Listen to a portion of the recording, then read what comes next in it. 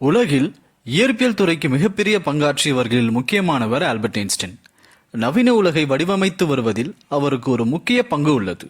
Albert ஐன்ஸ்டைனின் மூளையை ஒரு காலத்தில் திருடப்பட்டது உங்களுக்கு தெரியுமா?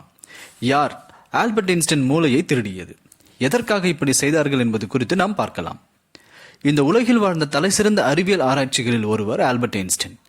இயற்பியலுக்காக நோபல் பரிசு வென்ற இவர் பல சாதனைகளை படைத்துள்ளார், பல கண்டுபிடிப்புகளை மேற்கொண்டுள்ளார். குறிப்பாக E=mc² என்ற இவரது சார்பியல் கோட்பாடு இவ்வுலகையே புரட்டி போட்டது என்று சொல்லலாம். தற்போதும் கூட நவீன இயற்பியலின் 2 தூண்களில் ஒன்றாக இந்த கோட்பாடு இருக்கிறது.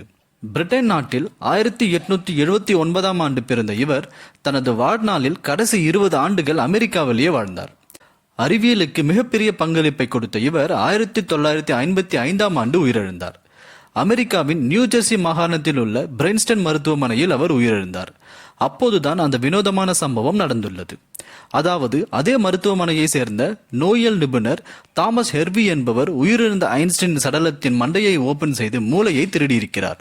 இது எதுவும் தெரியாமல் பிரேத பரிசோதனை முடிந்த பிறகு ஐன்ஸ்டைன் குடும்பத்தினர் வழக்கம் போல அவரது சடலத்தை வாங்கி சென்று எரித்துள்ளனர். அதற்கு மறுநாள் தான் நியூயார்க் டைம்ஸ் இதழின் ஐன்ஸ்டைன் மூளை ஆராய்ச்சி நோக்கங்களுக்காக திருடப்பட்டுள்ளதாக கூறப்பட்டு இருந்தது. இதை படித்ததும் ஐன்ஸ்டைன் குடும்பத்தினர் அதிர்ச்சி அடைந்துள்ளனர். ஏனென்றால் ஐன்ஸ்டைன் தனது மூளை அல்லது உடல் ஆய்வு செய்யப்படுவதை விரும்பவில்லை. அவரை யாரும் கடவுள் போல பிரார்த்தனை செய்யக்கூடாது என்பதில் தெளிவாக இருந்துள்ளார். இதனால் தான் இறந்த பிறகு உடலை எரித்து சாம்பலை ரகசியமாக கரைத்துவிட வேண்டும் என்று அவர் எழுதி வைத்துவிட்டே போயிருக்கிறார். ஆனாலும் யாருக்கும் தெரியாமல் மூளையை திருடிய ஹெர்வி அதை பாதுகாத்து வந்துள்ளார். ஐன்ஸ்டைன் மூளையை பல பக்கங்களிலிருந்து போட்டோ எடுத்த அவர் மூளையை 240 துண்டுகளாக வெட்டி ஆய்வு செய்துள்ளார். இந்த சம்பவம் அப்போது பேசும் பொருளாகவே ஐன்ஸ்டைனின் மகன் ஹென்ஸ் ஆல்பர்ட்டிடம் அறிவியல் நலனுக்காக மட்டுமே ஆய்வு செய்வேன் என்று சொல்லி அனுமதி வாங்கியுள்ளார். இதனால் அந்த மருத்துவமனையில் ஹெர்வி வேலையை இழந்தார். இருப்பினும் ஐன்ஸ்டைன் மூளையை எடுத்துக்கொண்டே அவர் அங்கிருந்து கிளம்பினார். அடுத்த 23 ஆண்டுகளுக்கு அவர் எங்கிருந்தார் என்பதே யாருக்கும் தெரியவில்லை.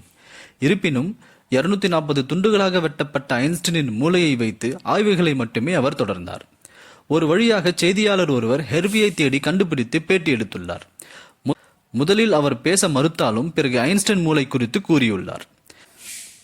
ஐன்ஸ்டைன் மூளையை எடுத்து வந்ததை ஒப்புக்கொண்ட ஹெர்வி அதை வைத்து இத்தனை காலம் பல்வேறு ஆய்வுகளை மேற்கொண்டதாக குறிப்பிட்டுள்ளார். ஆல்பர்ட் ஐன்ஸ்டைன் இறந்து சுமார் 30 ஆண்டுகள் கழித்து 1985ஆம் ஆண்டு ஐன்ஸ்டைன் மூளை தொடர்பான தனது ஆய்வுகளை தொகுத்து ஆய்வறிக்கையை வெளியிட்டுள்ளார். அதில் ஐன்ஸ்டைன் மூளை நியூரான் மற்றும் கிளியல் ஆகிய 2 வகையான உயிரணுக்களின் அசாதாரண விகிதங்கள் அதிகமாக இருப்பதாக கூறப்பட்டு இருந்தது.